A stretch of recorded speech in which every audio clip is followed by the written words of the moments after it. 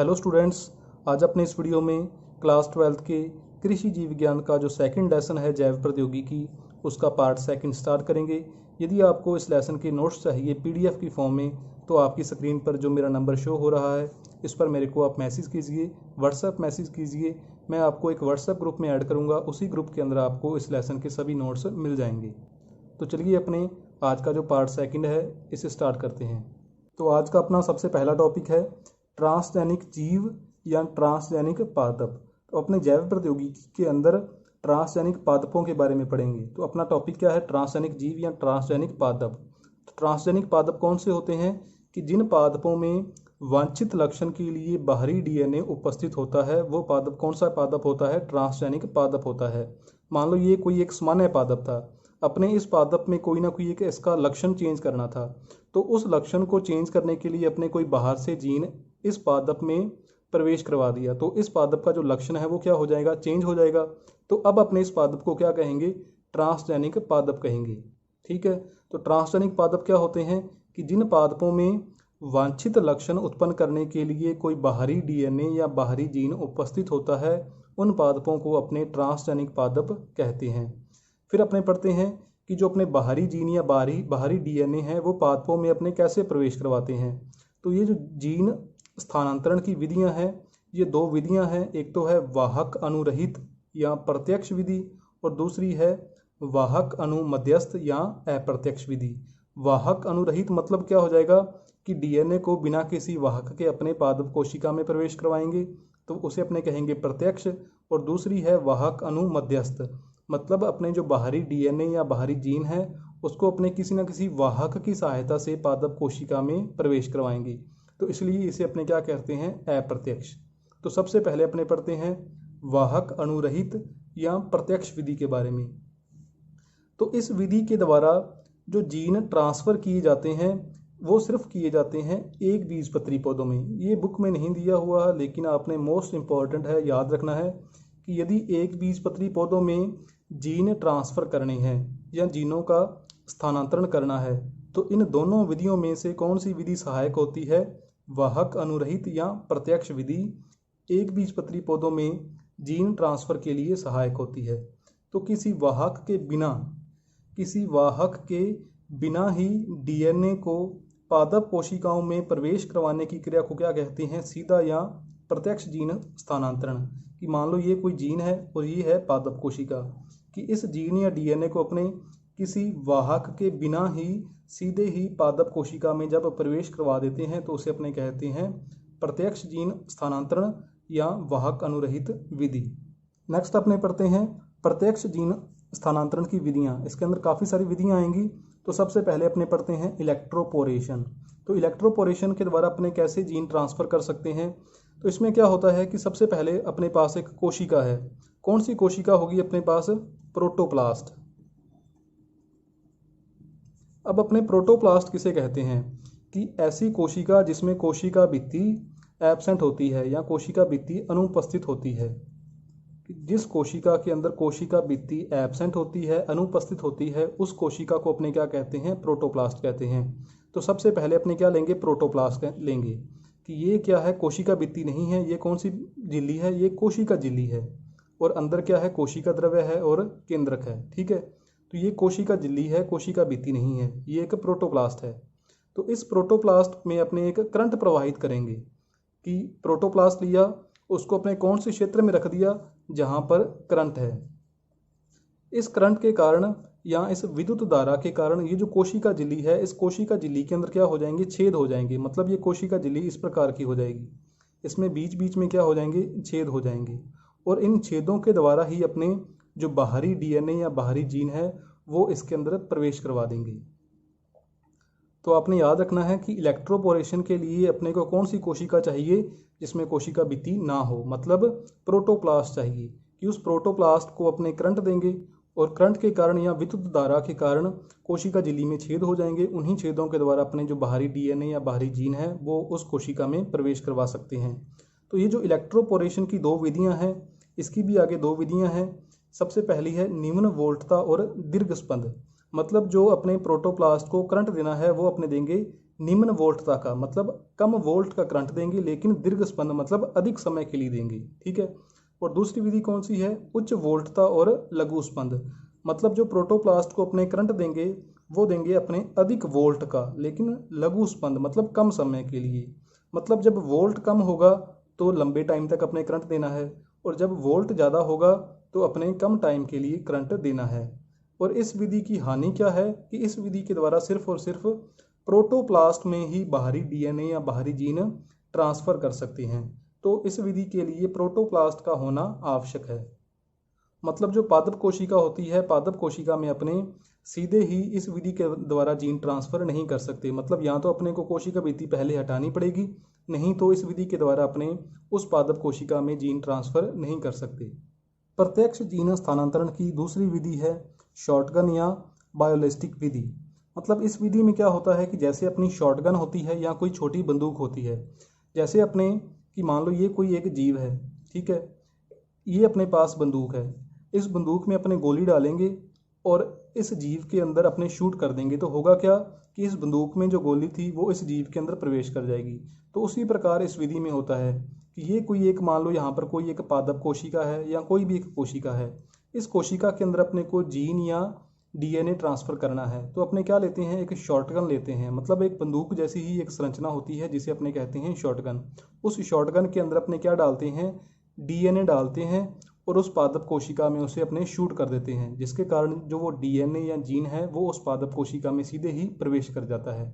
लेकिन इसका एक साइंटिफिक तरीका है, उसे अपने समझते हैं कि इस विधि में डीएनए को टंगस्टन या सोने के कणों से लिपटाकर एक गन की सहायता से पादप कोशिका में प्रवेश करवाया जाता है।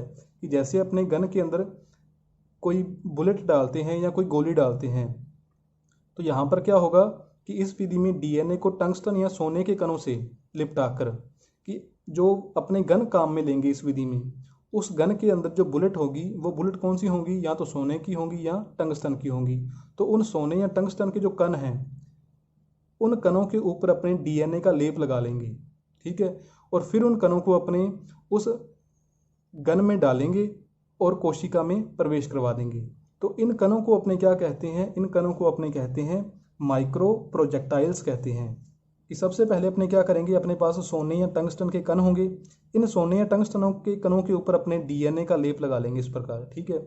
लेप लगाने के बाद ये जो कण है, ये जो सोने या टंगस्टन के कण हैं, इन कणों को अपने उस गन के अंदर डालेंगे। गन के अंदर डाल लिया और फिर अपने इस कण को शूट कर देंगे उस पादप कोशिका के अंदर। तो जो पादप कोशिका के अंदर ये जो डीएनए है वो प्रवेश कर जाएंगे। तो आगे बढ़ते हैं अपने कि इस विधि में 1 माइक्रोमीटर कणों पर, कि ये जो कणों का साइज़ है वो कितना होगा, 1 माइक्रोमीटर। कि इस विधि में 1 माइक्रोमीटर कणों पर डीएनए का लेप लगाने से पहले इन कणों को कैल्शियम क्लोराइड या स्पर्मिडीन के घोल में मिलाकर हिलाते हैं।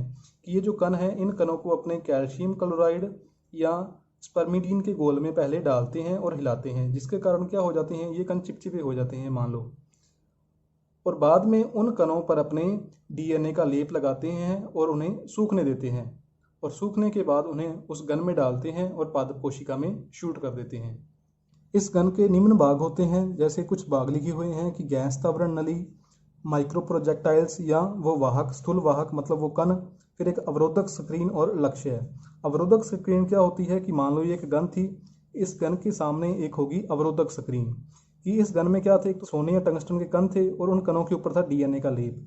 जो अवरोधक स्क्रीन है ये इन सोने या टंगस्टनों के कणों को तो रोक लेती है, लेकिन उसके बीच में से, उस अवरोधक स्क्रीन के बीच में से जो डीएनए के या जीन हैं वो उस अवरोधक स्क्रीन को पास करके जो सामने लक्ष्य कोशिका होती है उस लक्ष्य कोशिका के अंदर प्रवेश कर जाते हैं। मतलब जो अवरोधक स्क्रीन है उसका क्या काम होता है कि जो वाहक होते हैं, मतलब सोने या टंगस्टन के कण होते हैं, उनको रोकना। लेकिन अवरोधक स्क्रीन उन डीएनए या जीन को नहीं रोक पाती, तो वो जीन या डीएनए अवरोधक स्क्रीन को क्रॉस करके जो सामने लक्ष्य कोशिका होती है उसमें प्रवेश कर जाते हैं। तो इस विधि के द्वारा सोयाबीन, गन्ना, तंबाकू, गेहूं, पपीता आदि में जीन ट्रांसफ़र किया जा चुका है। नेक्स्ट अपने देखते हैं इस विधि के लाभ कि ऐसी जातियां जो सरलता से रूपांतरित नहीं होती, उन जातियों का रूपांतरण इस विधि द्वारा अनेक ट्रांसजेनिक पादप तैयार किए गए हैं। मतलब फसलों की ऐसी जातियां हैं जिनमें अपने आसानी से कोई बाहरी जीन प्रवेश नहीं करवा सकते, लेकिन इस विधि के द्वारा उन जातियों में अपने आसानी से बाहरी जीन प्रवेश करवा सकते हैं और उन्हें ट्रांसजेनिक पादप के रूप में चेंज कर सकते हैं। लेकिन इसके साथ हानियां भी हैं। हानियां क्या हैं कि इस विधि से काइमेरिक पादपों का उद्गम होता है। काइमेरिक पादप कौन से होते हैं कि ऐसे पादप जिनका कुछ भाग चेंज हो जाता है और कुछ भाग चेंज नहीं हो पाता। मतलब ट्रांसजेनिक पादप कौन से होते हैं जो पूरे के पूरे ही चेंज हो जाते हैं। मतलब ये जो पादप है, इस पादप के कुछ लक्षणों को अपने चेंज करना था। और ट्रांसजेनिक पादप कौन से होते हैं जिनके वो लक्षण चेंज हो जाते हैं। लेकिन काइमेरिक पादप कौन से होते हैं कि कुछ लक्षण तो चेंज हो जाते हैं और कुछ लक्षण चेंज नहीं हो पाते, कि इस विधि से काइमेरिक पादपों का उद्गम हो जाता है। और दूसरी हानि क्या है कि प्रक्षेपण की गति पर नियंत्रण नहीं हो पाता, जिसके लक्ष्य कोशिकाओं को नुकसान पहुंच सकता है। मतलब एक गन की सहायता से जो अपने गोली शूट करते हैं, उस गोले की स्पीड को अपने कंट्रोल नहीं कर सकते, जिसके कारण जो लक्ष्य कोशिकाएं होती हैं उनको नुकसान पहुंच जाता है। नेक्स्ट इसका मेथड आता है माइक्रो इंजेक्शन। माइक्रो इंजेक्शन क्या होता है कि मान लो ये तो है एक पादप कोशिका, इस पादप कोशिका के अंदर अपने कोई बाहरी जीन प्रवेश करवाना है, तो अपने क्या करते हैं कि जो नॉर्मल अपने इंजेक्शन देखा हुआ है उसी प्रकार का एक इंजेक्शन होता है।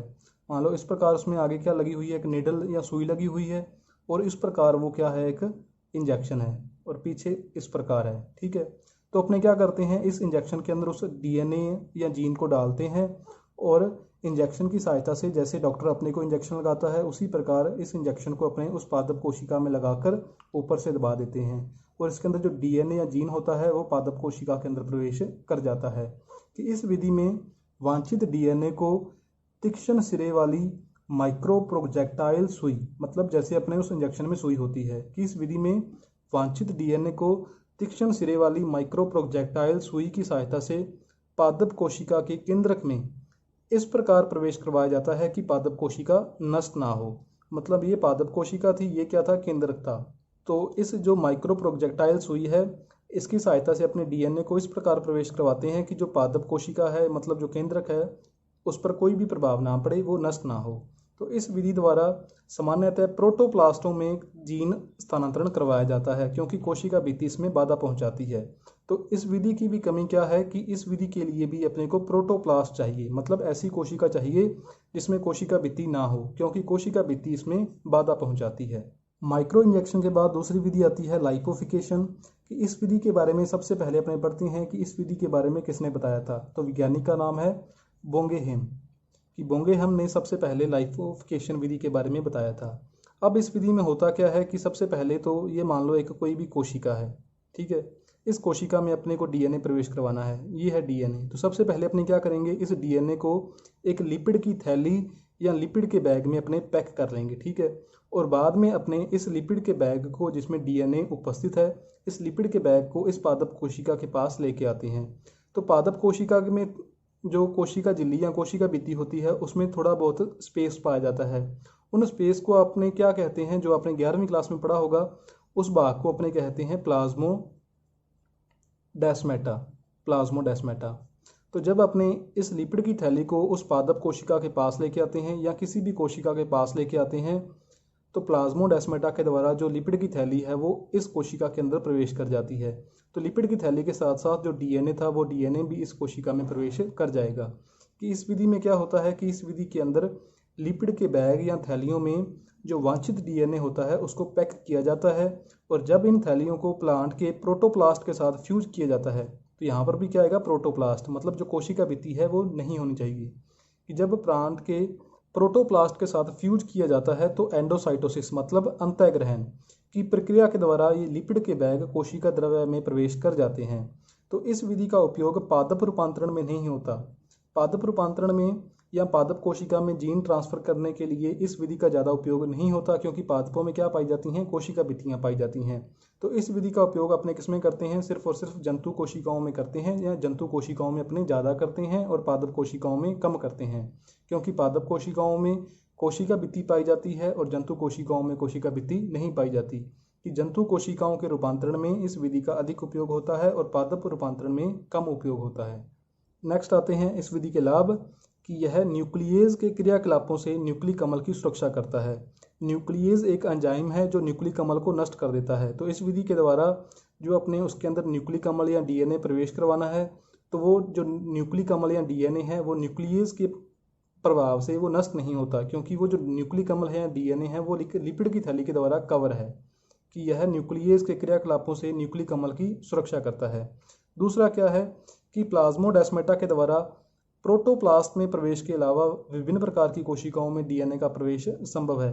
कि अपने इस विधि द्वारा जो डीएनए अपने प्रवेश करवाते हैं वो कौन सी जगह से करवाते हैं? प्लाज्मोडेस्माटा के द्वारा। तो प्लाज्मोडेस्माटा लगभग सभी प्रकार की कोशिकाओं में पाया जाता है। तो इस कारण प्रोटोप्लास्ट के अलावा जो विभिन्न प्रकार की कोशिकाएं होती हैं उन कोशिकाओं में भी अपने डीएनए प्रवेश करवा सकते हैं इस विधि के द्वारा। हानियां क्या है कि इस विधि की मुख्य कमी है काइमेरा पादप की उत्पत्ति। मतलब जो पादप है वो थोड़ा बहुत चेंज हो जाता है, पूरा चेंज नहीं हो पाता। मतलब पौधे के कुछ लक्षण चेंज हो जाते हैं, कुछ लक्षण चेंज नहीं हो पाते। ट्रांसजेनिक पादप कौन सा होता है कि जिसके सभी के सभी जो वांछित लक्षण हैं वो चेंज हो जाएं, मतलब पौधे में सभी वांछित लक्षण आ जाएं। लेकिन काइमेरा पादप कौन सा होता है कि जिसके कुछ भाग चेंज हो जाते हैं, कुछ भाग चेंज नहीं हो पाते। कि इसकी मुख्य कमी काइमेरा पादप की उत्पत्ति है, जिनमें पादप का केवल कुछ भाग ही रूपांतरित होता है। दूसरी कमी क्या है? यह धीमी है, ये महंगी है, इसके लिए उच्च कौशल की आवश्यकता होती है। मतलब जो वैज्ञानिक होता है, जो साइंटिस्ट होता है, उसे ज़्यादा एक्सपीरियंस होना चाहिए। इस विधि पर ज़्यादा रुपए खर्च होते हैं और इसके साथ ही ये धीमी एक विधि है, मतलब काफ़ी टाइम लगता है। तो ये जो अपने प्रत्यक्ष जीन ट्रांसफ़र की प्रत्यक्ष विधि थी वो अपने कंप्लीट हो गई। नेक्स्ट वीडियो के अंदर अपने अप्रत्यक्ष विधि के बारे में पढ़ेंगे। तो यदि ये वीडियो आपको अच्छी लगी तो अपने फ्रेंड्स के साथ इसे शेयर कीजिए। Thank you.